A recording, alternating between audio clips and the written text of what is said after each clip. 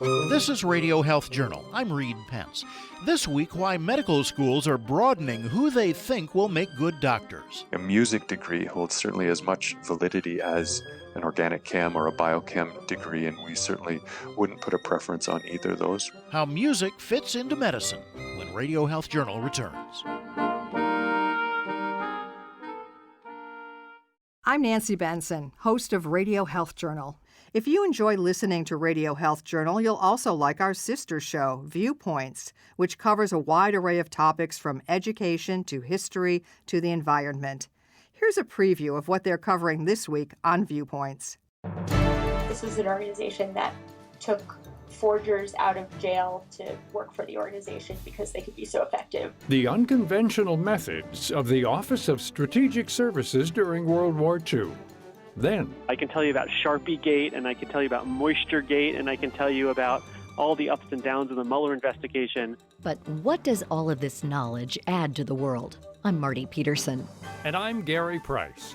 These stories in depth this week on your public affairs magazine, Viewpoints. Listen to Viewpoints on your favorite radio station and subscribe and listen to shows anytime on Apple Podcasts and Google Play.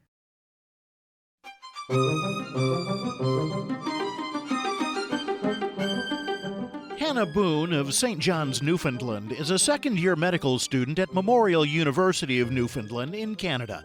But she's not your typical medical student. Her background is a little different. I did my undergraduate degree at McGill University at the Schulich School of Music, and I majored in orchestral trumpet performance, and I minored in music history, and I loved it. Most people think of pre-med students as inevitably science majors, biology, chemistry, and the like, or at least they load up on classes like organic chemistry. But not Hannah, even though she planned to go into medicine all along. She admits her path is unusual and wouldn't have worked to get her into some medical schools. There's some places where you need science prerequisites, and I didn't have any because I didn't do any science courses in my undergrad. The people that I had known who had gone to university here in Newfoundland for medicine, it was kind of common practice for music students to apply and get accepted here, and so I didn't think that it was too outlandish to think that maybe I could get in, but I definitely noticed a difference speaking to people in Newfoundland versus in Montreal where I did my undergrad. And here, if I was home in Newfoundland speaking about wanting to go into medicine after music, people would just be so excited and be like, oh yeah, I know so many people who did that and it seems really great. But then in Montreal, people would look at me like I had two heads and be so confused as to why I would be doing a music degree or why I thought I could ever get into medicine. So I guess it was something I noticed along the way. While a lot of people may think, what's music got to do with medicine? Clearly, Memorial University's Faculty of Medicine is looking for students with more than technical knowledge. And they've found that those who have an arts background rather than a science one do just fine. We don't care if you've taken organic chemistry. That probably will help you on your MCAT to have that knowledge. But fundamentally, that's not a requirement for us to be suitable for admissions here at our medical school. We look for students that have a university degree, but they do not have any specific prerequisites. That's Dr. Barton Thiessen, Associate Professor of Anesthesia and Assistant Dean of Admissions for the Faculty of Medicine at Memorial University of Newfoundland. A music degree holds certainly as much validity as an organic chem or a biochem degree, and we certainly wouldn't put a preference on either of those. We look more at how the students have done and performed and the references they've gotten. As well, we look at extracurricular activities, longstanding volunteerism, interactions with community, and sort of altruistic type of activities are really important for us at this school. I think playing a Mozart piece impeccably is probably no different than knowing exactly how the carbon and oxygen atoms interact. And so it's certainly more of that. The interview and our situational judgment tests hopefully tease out a little bit more about those that can demonstrate empathy and communication skills. And my piece is, I think that those students that are used to communicating, used to performing, used to working hard, being criticized, and growing from that experience do well on many of these facets. And I think the music degree does prepare them well. While a fair number of medical schools have warmed up to liberal arts majors over the last couple of decades, most music majors figure they have to give it up if they want to go to med school. Sticking with science looks like an advantage, But Thiessen isn't so sure. Clearly, medicine is rooted in a bunch of the fundamental biologic sciences, and I think that was initially thought to be sort of the best way to demonstrate your aptitude for medicine is to do well in those sorts of fields, but doesn't seem to bear out longer term in terms of any particular benefit. I don't think that I'll be at any disadvantage because the first year, I'm in my second year now, and my first year of medical school, a lot of that is kind of the things that people would learn in undergrad if you did a biochem degree or physiology, a lot of physiology courses. And so I definitely had to learn all of the science that I need to know to become a physician in medical school. And it definitely wasn't easy to learn it at the pace that they teach you in medical school because I think it's mostly kind of presented as a review to most people. So it was hard to learn those things for the first time. But I don't think I'll be at a disadvantage because I think the way that I was taught it was kind of in a clinical lens. So the important biochem or physiology, I have somewhat of a grasp on for moving forward clinically. In fact, in some ways, might a musical background be an advantage? Those coming from an arts, and in this case we're talking about music background, generally have good communication skills. And I think patients will gravitate to those that communicate well with them. I think that has been a problem in the past with physicians where they've focused much more on technical skills and basic science knowledge and less so on those softer or non-technical skills. And I think, again, music candidates, arts candidates as well, generally do well in those.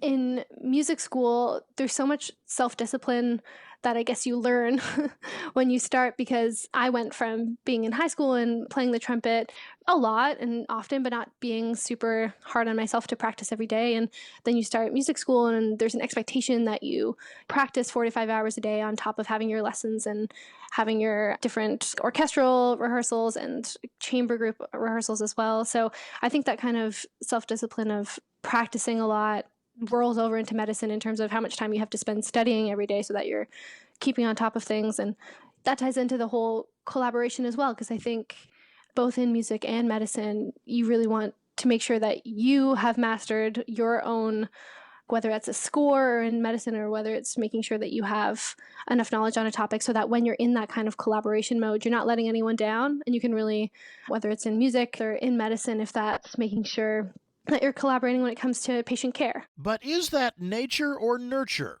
Perhaps a little of both. Personality is probably a big part of it. The ability to perform under pressure. I think the training that they receive in their undergraduate degree is quite a bit different than what we would generally see in a science major. They're often, I would say, put on the spot and asked to perform, whether it's from a practice point of view or an actual performance. And very different than sitting in a big classroom writing a year-end final. I'm not sure if musicians innately have different personalities or qualities that other people don't have, and I'm not sure if it's really, if you're an artist, then you're more empathetic or anything like that. But I think maybe working as a musician and learning to communicate in more ways than just verbally, like whether that's you're in rehearsal or in a performance and you're communicating with the rest of your ensemble through body language or small cues. And I think that could probably aid physicians in their communication styles and learning to pick up on other people's cues. Ironically, some of the lessening emphasis on a science background is due to the overwhelming amount of scientific knowledge that doctors have to deal with. There's no way a doctor can know it all anymore. These days, again, with entirely different way of accessing knowledge than we would have, say, 15, 20 years ago, there are probably physicians that don't need to have that fundamental knowledge and can still be very good at dealing with patients and the patient's concerns. Knowledge doubles so quickly now that the truth is whatever you knew 2 years ago may be out of date, and the new knowledge increases at such a rapid rate that it's not anymore about knowing the stuff, but more knowing how to find the stuff. And so it's a different skill.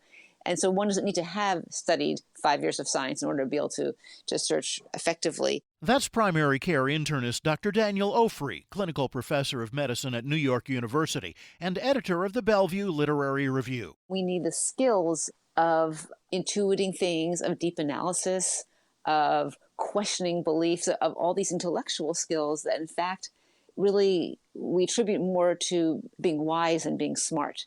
And wisdom is a much harder thing to cultivate. And I believe that the arts and humanities and music do cultivate them because they do insist on these more complex cognitive skills of analysis and listening and refuting, contemplation, focus. All of these issues come out. Ambiguity. I mean, dealing with ambiguity is one of the hardest things in medicine, yet we face ambiguity and uncertainty all the time. And we don't really learn that it's in science so much, but in the arts, ambiguity and uncertainty, it's there all the time. In fact, that's what we love about complex and challenging arts. Ofri had a musical background growing up, though she didn't major in it in college. She played the piano, played cello briefly in grade school, and danced in high school. Then, after years of being a doctor, she looked for a dance school again to alleviate the burnout many doctors feel. There was something that was just so compelling, and it's even hard to put it into words, but it was partly the music because we had a live pianist, and that was Martha Graham insisted on that, and that remained even past her death. And there was a huge old grand piano with a wonderfully experienced pianist who could play anything. And the movements, they inhabited the music, or together they inhabited the person. And there was something so beguilingly beautiful. And there wasn't much beauty in my daily existence at the time.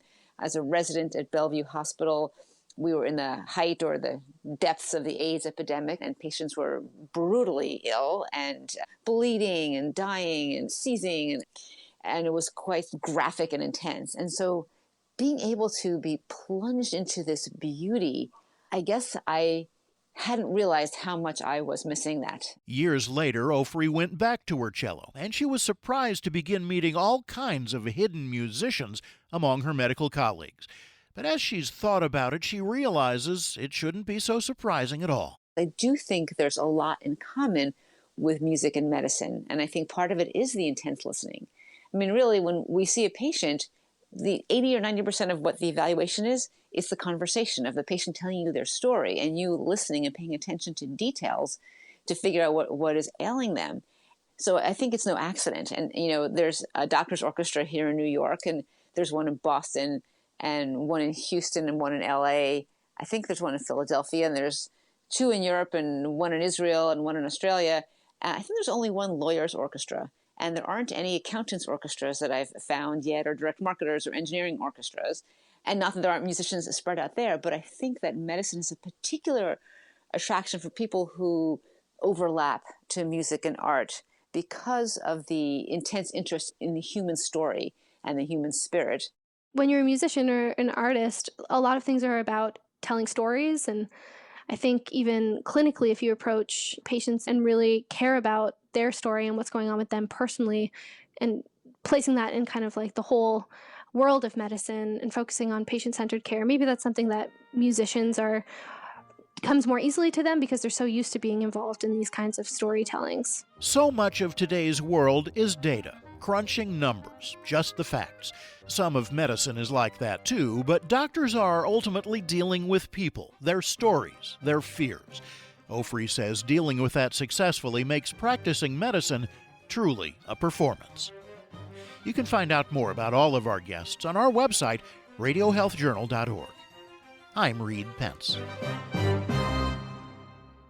Coming up, snacks, double dipping, and the 5-second rule when Radio Health Journal continues. People are living long lives today, but many of them are living more years in poor health. That's why the American Heart Association is setting bold new goals to increase what's called healthy life expectancy from 66 to 68 years in the U.S. and do it by the year 2030. The goals are published in a presidential advisory in the journal Circulation. American Heart Association President Robert Harrington. We want people to live healthier, longer. Over the next 10 years, we will dedicate every resource in our organization to empower people everywhere to make healthy lifestyle choices, address social and economic barriers to health, and support evidence-based and system-wide approaches to improve overall health and well-being. Dr. Harrington says to reach the goals, many diverse groups, from local neighborhoods to global governments, will need to work collaboratively with creativity and innovation. Find out more at heart.org. And that's Radio Health Journal for this week. Radio Health Journal is a production of MediaTrax Communications. Follow us on Twitter, Facebook, and Instagram to learn more. And check Apple Podcasts, Google Play, and Spotify for a library of past programs. Plus, you'll always find previous segments and information about our guests at radiohealthjournal.org. Join us again next week for another edition of Radio Health Journal. Coming up next week on Radio Health Journal. It can be beneficial for the individual. It can actually give them strength and power to hang in there with their spouse. A moral question: easing the grief of a spouse's advanced Alzheimer's by starting a new relationship.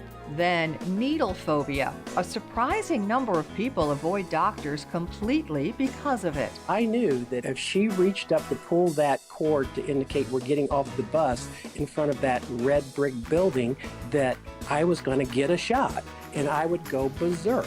All that and more on Radio Health Journal